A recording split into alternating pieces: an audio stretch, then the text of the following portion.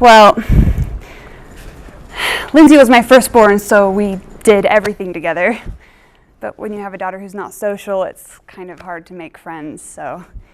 But we did things together, everything, and she was always good. There was never a question, like, if we couldn't go out in public because of bad behaviors. In fact, she never had temper tantrums or anything as a young child, so we stayed home. We played, we read stories, did puzzles. She really loved to listen to stories. But it's always been hard to connect to her as a mother. When I picked her up at school, she would never run to me like the other kids to say, "Mama," and there was never that delightful squeal or that gleam in her eye like the other girls. She would just finish what she was doing and then walk over to me. Or I would try to roll her a ball when she was a toddler and thinking she would pick it up and toss it back and smile, but she would just pick it up, toss it to the side, and walk away. What the heck am I supposed to do with that? It all felt so distant, and I get sad when I think about those times. I don't want to say it's been a difficult relationship, but I think maybe it's been very one-sided. I think Lindsay tries to share things with me like her brothers do, but it's hard to explain. You love your child, it's just that maybe she's not able to reciprocate. She can't reciprocate the way I want her to. But she certainly tries, and I know she does love me. I love Lindsay, and I want the best for her. But I do have a lot of anxiety regarding our relationship, and if I push her too much, I have anxiety about her future. Am I making the right decisions for her now as a mother? I think she has a lot of good qualities, and sometimes I just don't know how to shape those qualities. I really struggle with that. Sometimes it seems like the more we try to push her and the more we try to help her, the more those negative behaviors come out. I have a lot of what ifs, a lot of guilt. Am I asking too much of her? I think Lindsay has a need to be with me, to be with her mom, but it's just not all that connected, not that feeling of pure enjoyment. Sometimes I wonder, though, what her definition of connection is. Maybe the way it is with her is fine with her, and I should just accept that. The other day she said to me, "Hey, Mom, let's go to the Olive Garden, just you and me." And I fell out of my chair. Where did that come from? Do I just not notice how much she loves me because she shows it so differently? As a mother, it's hard because it's always so easy to see the deficits and not the good stuff. I do feel helpless sometimes. Am I doing the best I can? Is there something better I can do? What's going to happen when I'm gone? I find myself obsessing about these things. I try to take things one day at a time, 1 year at a time, but a lot goes through my mind. Sometimes I can be watching her brothers and I know exactly what's going through their minds. When I watch Lindsay, I have no idea. I mean, what is she feeling on the inside? Sometimes she's in her own little world, just skipping around or swinging on the swing, and there's this happiness and she's giggling to herself, and I wonder, well, what does that feel like? You know? She's pulling away from my world, but she seems so happy. Maybe it's better if I don't intrude. I feel like there's always something nagging at our relationship. It's just my perception of autism. Do I just need to let go of that and let our relationship flourish the way it should be. Maybe I should let my dreams go, the ones I had for her. You have a baby, and you don't think there's going to be anything wrong with her, and then all this unfolds, and then you see all your dreams for her just go down the toilet. And then there's the selfish part of me, the one that wants her to go to college, to eventually leave the house. I fear she's going to be with us the rest of our life. How will that impact my relationship with Brian? I kind of feel angry at times. I didn't sign up for this. Why should I have to deal with this? I think in some ways, all of these issues impact my relationship with Lindsay. My struggle with Lindsay is wanting her to succeed. I want independence for her, but what if that never happens? Sometimes I think, I'm going to have to help her brush her teeth for the rest of her life. I'm not prepared for this. These kinds of thoughts always come to haunt me, and I think it impacts our relationship sometimes. Sometimes I think maybe I should just love her for who she is and not try to make her into something that's going to be very difficult for her. That maybe I should just love the moments and really think of things in the moment and not always look at the deficits. But it's so hard because for 6 years I've been trying to fix her, and I don't know how to let go of that. Is it even possible to let go of that? Sometimes I try to imagine what it would be like to be with her in the moment, to enjoy the here and now. Makes me sad that I can hardly even imagine that. I have a lot of memories as Lindsay as a baby. I think of when I gave birth to her. What a joy. I remember feeding her, breastfeeding her, even though it was painful, and I remember when she started to smile. That was so great. And when she started picking up Cheerios, I thought, she has the best grasp in the world. I remember her sense of pride as she accomplished things as a toddler. I love her so much, but I just can't get close to her. Every day I pray that things will change, that I won't feel this 1,000-mile gap between us. But it's hard to be in a relationship with somebody who seems indifferent. As a human being who's emotional, it's hard to deal with that aspect of the relationship. It's really difficult. I think relationships are a reciprocal commitment, and Lindsay doesn't understand that reciprocity. At least, I don't think she understands it in the same way. Our relationship is still kind of stagnant like it was when she was 4 and wasn't supposed to understand things like reciprocity.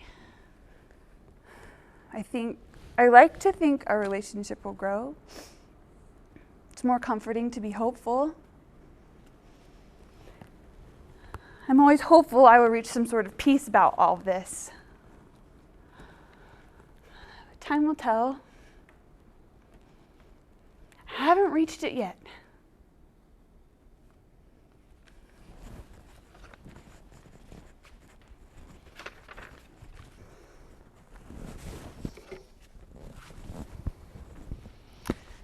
Well, Joseph's first words were, "Go away." Can you imagine that? My son's first words were, "Go away."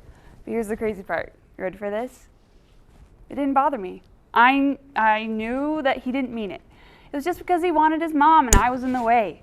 She was the one who took care of him. She was the one who was there all the time. She was the nurturer. I was like the Christmas dad. I came home from work. I took him to McDonald's. I gave him presents. He loves his mom, and I was just in the way. But that didn't mean he didn't love me. I know he loves me. I can feel it.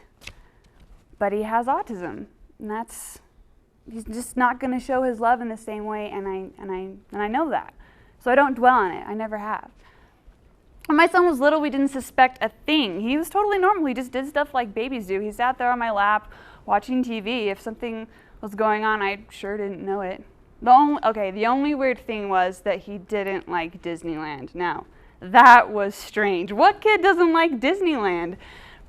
But he didn't. He didn't want to do any of the rides. He didn't want to talk to any of those characters that wandered around. He just wanted to be pushed in the stroller back and forth constantly, back and forth, back and forth. It ruined our vacation.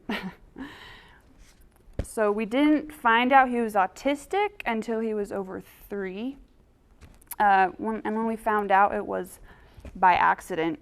The woman who told us didn't know that we didn't know that he had autism, and she told us that she'd be happy to have our son at her school because she has a lot of experience working with kids with autism. What? What did you just say? Autism? Who said anything about autism? What are you talking about? My wife she was freaked out. I said, honey, whatever it is, we'll deal with it. We'll just deal with it. Sometimes I think about writing a book about autism, but not one that's all depressing and all, but one that shows how funny autism can be. I mean, really, sometimes you just have to laugh about what your kid does. Joseph is always watching TV and picking up quotes and lines from cartoons and movies and using them for his own words. You know, like he doesn't have words of his own, so he uses the words of the characters. And sometimes it's just so hilarious. I burst out laughing. Like the other day at church, and that's a whole nother story, being with Joseph at church. We were singing the songs, and I love to sing, so I was just belting out this hymn, and Joseph is really sensitive to loud noise, and so all of a sudden, loud as can be, he turns around and says, "Hey, Dad, shut your pie hole." It was so funny. I just almost peed my pants because I was laughing so hard, and everyone just laughed, and sometimes that's really all you can do. My mom was always sending us information about treatments and this and that, and she's got good intentions. She says she and Dad will pay for it, but I'm like, Mom, quit spending my inheritance. We can't fix what he has. He's fine just the way he is. We can't fix it. Don't want to fix it. He's Joseph, and we love him for who he is. One of my good buddies from school has an autistic kid, and he's always talking about treatment and what he's doing and this and that, and I just want to say to him, dude, you're missing out. Just be happy with who you have and what you have. And stop wasting your time trying to make everything normal. What's normal anyway? I know supposedly a lot of normal people, and if you ask me, they're pretty weird. My kid's not ever going to be president. He's not ever going to be a CEO. But if I am lucky, he will be potty trained. But I'm okay with that. He's got a good life. No, he's got a great life. He's got a family who loves him. He's got cousins and his mom. He will always have a place to live, and he's the happiest, smiliest kid I've ever met. In some ways, his life will be easier. No job, no drama, no crazy coworkers. Maybe he's the lucky one.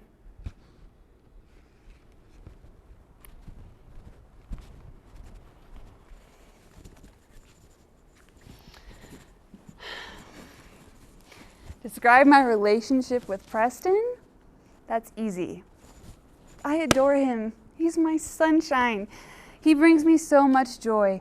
He's the one who's always happy to see Mom. He's very dependent upon me, very connected to me, and I'll say to him a lot, well, my kids will say to him a lot, Preston, you just love Mom too much. Because he wants me for everything. Mom, Mom, Mom, Mom, Mom. He probably says my name about 1,000,000 times a day. And he wants to make sure, Mom, are you looking at me? Mom, Mom, Mom. He wants me to repeat all of his Lego characters or his Star Wars characters, and nobody else can answer it. Even if I say, Melissa, go see Melissa. He says, no, Mom, Mom. Kind of like a validation. Mom, Mom, Mom. It's great. He's my crazy bundle of joy, and I just can't get enough of him.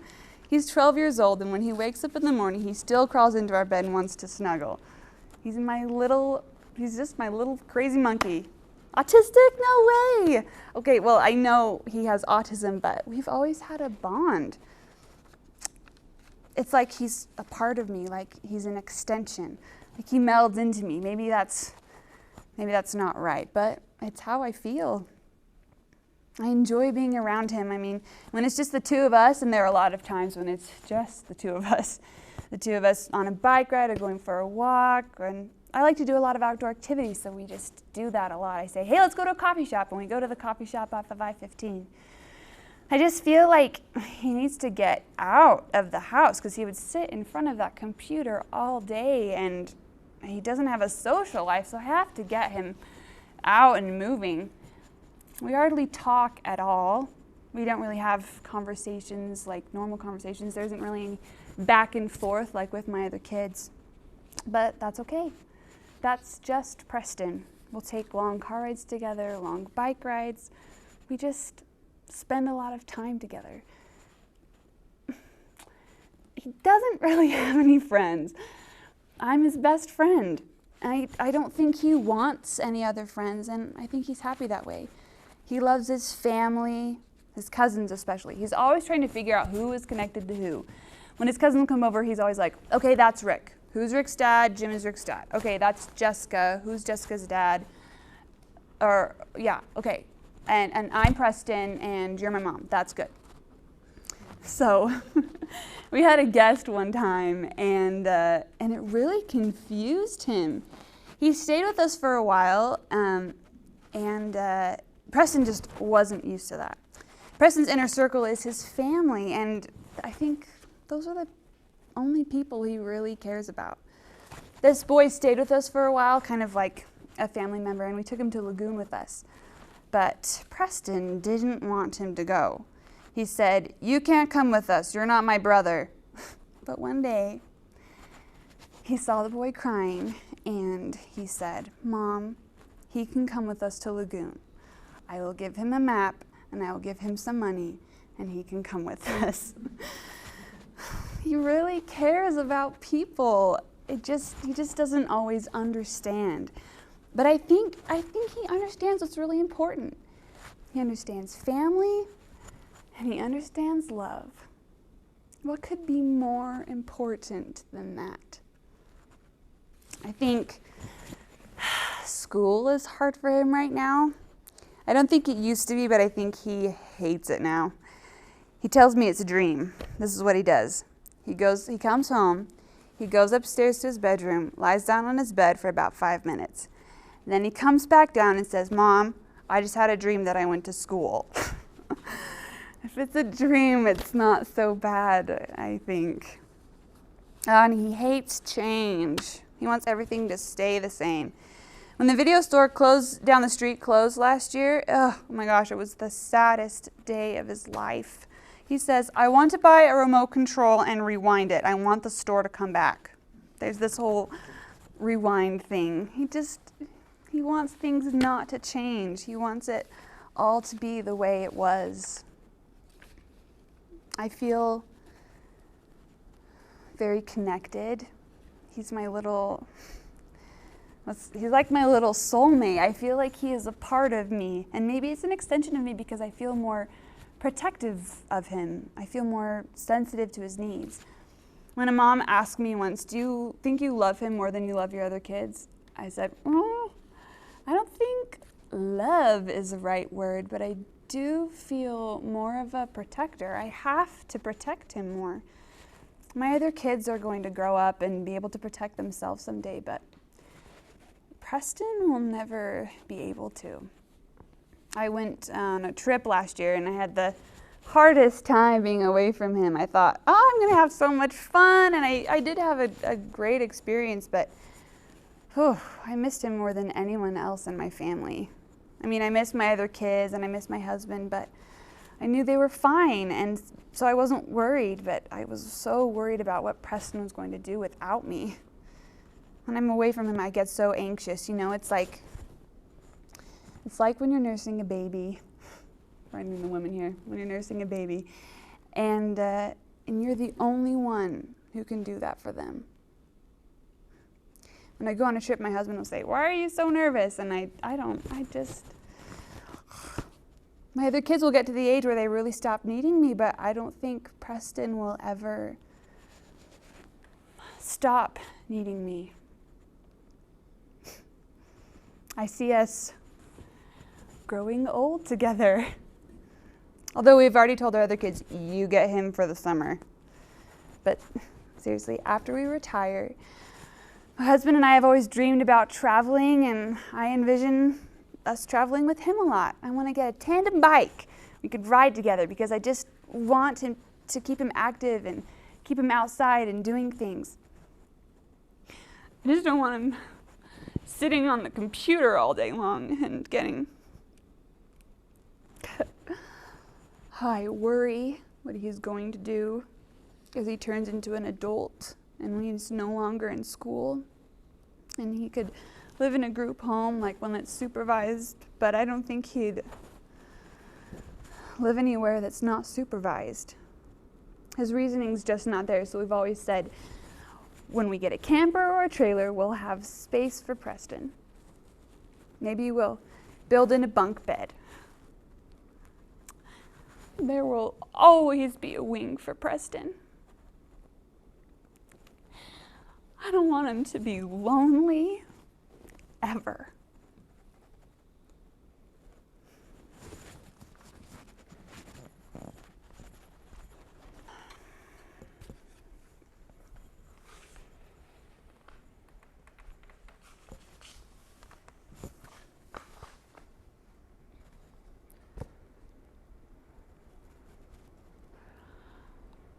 I think we're just ghosts in our daughter's world. We drift in and out of her consciousness like shadows. We're not relevant. I'm not relevant as a father. I don't think she means to leave us out, but she barely notices us. I gotta wonder, does she even care? I don't know, but I don't think she does. Is that a terrible thing to say? If she wanted a popsicle right now and she asked me, and I said no, then she would go to her mother. And if her mother said no, then she would go to you, a complete stranger, because she doesn't distinguish people. She doesn't differentiate who her mom and dad are. She would look for your permission exactly like she would look for ours, but you're a stranger and we're her parents. It's just crazy. She doesn't depend on me to be her dad. She was little, I swear she would have wandered off with anybody. If someone had come up to her and taken her hand at the zoo or something, she would have just wandered off. I don't think she knew that she was supposed to stay with me, her dad. It's like she lives in this phased out existence and we're always passing by each other, but we never really connect. It's kind of weird when I come home from work, I think, oh, Sawyer's gonna be happy to see me. She's gonna run over to me and smile and jump in my arms and say, "Hey, Dad, you're home." But that never happens. I come home and she just keeps playing with whatever she's playing with. She's just locked in like a laser onto whatever she's got her hands on. She doesn't seem to notice when Jenna, that's my wife, comes or goes. And when she was really little, we thought she was deaf because she wouldn't look up when we came in and out the door. She would never look up when we called her name. We'd call Surrey, Surrey, Surrey, but over and over and over again. And I would start to get a little crazy and shout her name. Why isn't she answering? We got her hearing tested, but the doctor said that her hearing was perfectly normal. Instead of feeling relieved, we felt worse. Okay, so if it's not her hearing, then what the heck is it? Man, she was a crazy sleeper. Or I should say she never slept. I knew something was wrong. And the girl loved trains. I mean, she really loved trains. That was all she ever played with, over and over and over again. So I Googled sleep problems in trains and got about 1 million hits for autism. I knew it then. So that's when I started studying it. One of the weird things is she doesn't call me Dad, she calls me Ted. I don't really understand why she does that. I guess I don't mind. It would just mean the world to me if she could call me Dad. Do you think she'll ever learn that? I don't know. I wonder. I wonder about her a lot. What is she feeling? What is she thinking? Is she in pain? Not physical pain, but emotional pain. She lives in this world with all these people that she can't understand. That's got to be lonely for her, don't you think? To not be able to understand understand things and the verbal cues and all the nuances. To just, I wonder about the anxiety that she must feel. Not really pain, I guess, but anxiety. This is all a terrible outcome. A bad, sad, frustrating outcome. I don't have some kind of belief system that tells me that when we die, everything is going to be okay and all of this pain and suffering will have been worth it. That's not going to happen for me, and so I have to live with the here and now, and it's really, really hard. None of my secret dreams for her have come true, or my deepest desires as a dad. It's like we were two balls being hit into the air and just always missing each other. But, okay, there are those moments, these snatches when something happens and I feel really connected to her. Like the other day at the Village Inn, we were sitting there eating burgers and fries, not talking, and she looked up at me. She looked up at me with this big catch-at-me smile, and she just looked right into my eyes as if to say, "Hey, Dad, this is really cool being here with you." And I just about started bawling. Oh, it's those moments that I live for. It's those moments that get me through the day.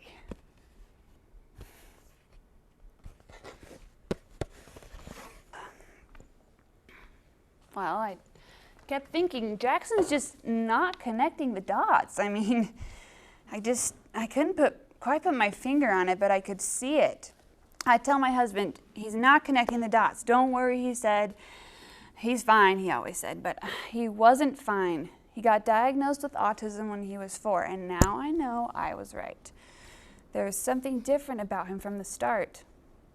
Kids like to be held, they like to be cuddled and loved, but not Jackson. Jackson would scream and arch his back and push us all away. I think he liked being on the floor more than he liked being in my arms. It actually broke my heart. I used to cry and cry, but I didn't let on to my daughter because I didn't want her to feel bad. It wasn't her fault. And don't get me wrong, it's not that we didn't love him to death and still do, but he was harder to understand and to figure out. It just takes a lot more work to get him, and sometimes that's exhausting. Did you ever think that it would be work to play with a child?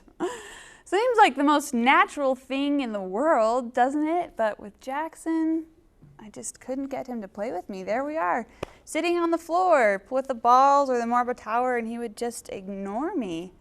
I kept thinking maybe he's mad at me. Did I do something, say something to make him mad? He just wouldn't look at me. I'd say, "Jackson, come on, honey, put the red block here," and he would just never even look up.